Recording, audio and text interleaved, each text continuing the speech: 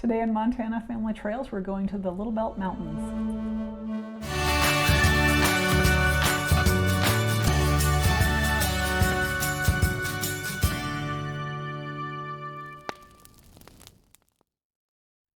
Now you can enjoy our videos on both YouTube and Rumble.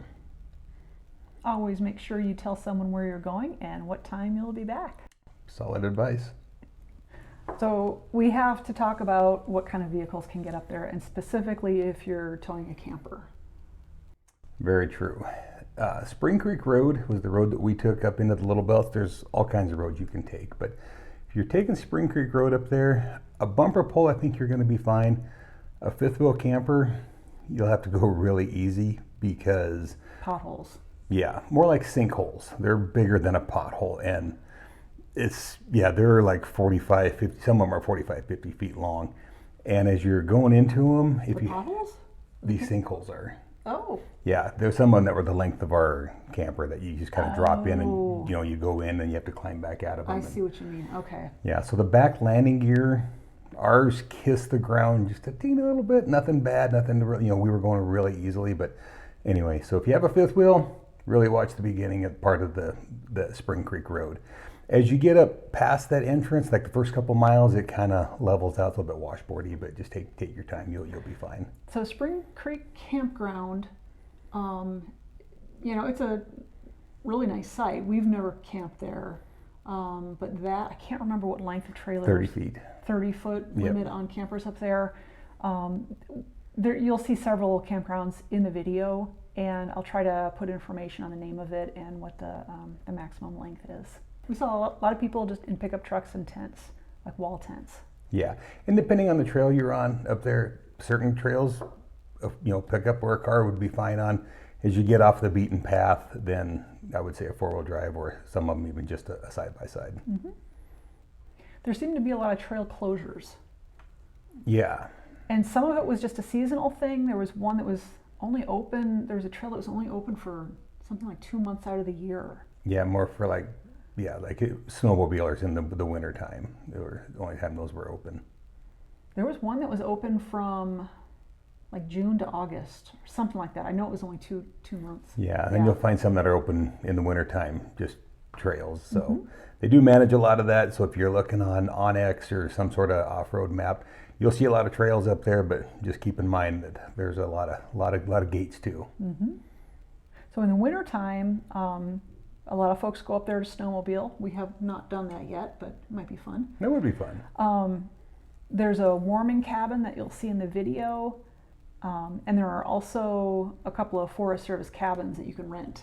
Yeah, which we've talked about doing, but we haven't done it yet. But I think it would be fun. I'll put some links in the description box below. Mm-hmm. This area is good for hunting. It's public land, so hunters are, allowed to do that there. We saw quite a few hunters. Hope I don't offend anybody that was up there hunting when we were watching. We saw a lot more hunting than we saw getting. So it was early. It was bow season. But there were a lot of people beating the ground there, and didn't see a lot of horns leaving. So maybe it's that time of year. Sometimes it's just the fun of going out there, See, this is called hunting, not gathering. That makes sense. I thought it was a really good spot for firewood. Yeah. And there was that one part where it has signs saying that the lodgepole pines had been thinned to try to make the forest healthier. And it seemed like there was just a lot of standing dead trees, and specifically lodgepole pine, which are just phenomenal for firewood. And I believe people are allowed to harvest firewood, not in a commercial sort of way, just for own personal use. Permits are required. So I will leave a link to the Forest Service website where you can get more information about harvesting firewood. What was your favorite part? My favorite part was, I'm going to call it the playground. I don't know if that's what it's called, if anyone knows the name of the area that I'm referring to. It's almost like an old gravel pit. Yeah. It was really fun to do some loop-de-loops up there and just kind of play. Yeah. So what was your favorite part? My favorite part was just honestly being back in the mountains. we spent a lot of time last summer going up to a lake and hanging out on a boat, and that's all fun, and I really like doing that, but it was really nice getting back into the mountains to kind of end the camping season the correct way. So really enjoyed that. Just, it's a lot slower pace than going to the lake. You know, the lake's, you know, it's really busy and a lot going on, and this was just a real nice, relaxing three-day trip up there. And it was like a getaway. it really was. Honestly, it was just the two of us. We had some friends show up for one day. They were only there for the day, and then it was back to being the two of us. And it was just probably one of the most peaceful, relaxing trips we've taken in a long time. We got to unplug a little bit. Yeah, we did not have internet service to speak of. It was really sporadic, so we were off the grid, if you will. So internet and cell phone service, don't count on it. You might have it, but you might not. Yeah, there's a bigger chance you won't. All right, show us how to get there. All right. The Little Belt Mountains are located in central Montana. There are several ways to get to the Little Belt Mountains. Here's the route we took. Off of I-90, we turn north at Big Timber on Highway 191. It's 45 miles to Harlowton. This road is pretty narrow in places. In Harlowton, we turn left on Highway 12. The road we took to the mountains was Spring Creek Road. It is 30 miles west of Harlowton on Highway 12. Once you turn off onto Spring Creek Road, there are a few different camping options in either campgrounds or dispersed camping. There is also a large network of trails from here. So let's take a look at the video from today.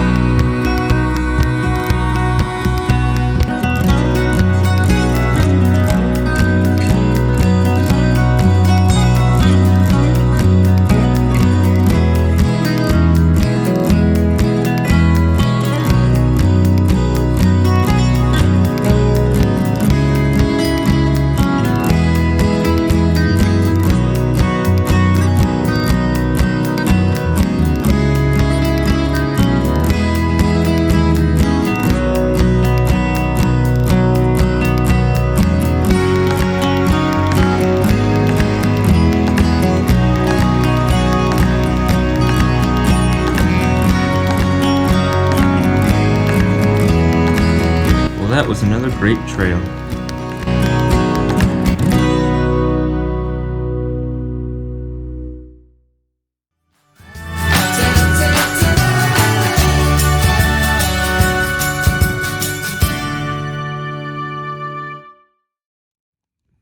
Did you hear that? Yeah, I heard you fart. Hey, it's one in the bear's way. I hear that noise and I don't want anything to do with that. Mm-hmm.